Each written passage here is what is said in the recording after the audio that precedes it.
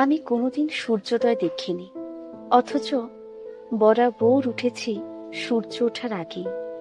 তারপর স্নান সেরে চা তৈরি করে খবরের কাগজের সাথে অপেক্ষা তোমার ওঠার।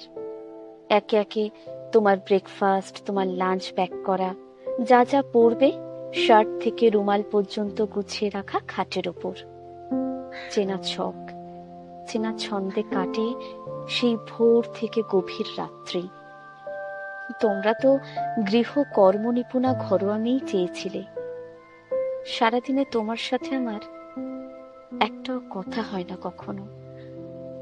তোমার সময় দখল করে রাখে খবরের কাগজ, ল্যাপটপ, মুঠোফোন। আমি অপেক্ষমান সবার শেষে, যে অপেক্ষা কখনো ফুরোয় না। তোমার জগতে আমি কোথাও নেই, আর আমার জগৎ জুড়ে শুধু তুমিময়।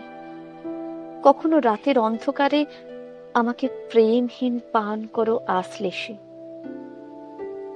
দীর্ঘ 5 বছর পর আজ আমি প্রথম প্রশ্ন করলাম তোমাকে, আমি কি তোমার কোথাও নেই? দ্বিধাহীন উত্তর, না। এই যে আমি আমার আহ্নিক কতি লিখে দিয়েছি তোমাকে, তার কি কোনো মূল্য নেই?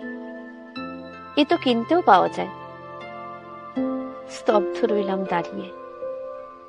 সকালে বাড়ি থেকে বেরিয়ে অফিস না ঢোকা পর্যন্ত আমার যে উদ্বেগ, কিনতে পাওয়া যায়?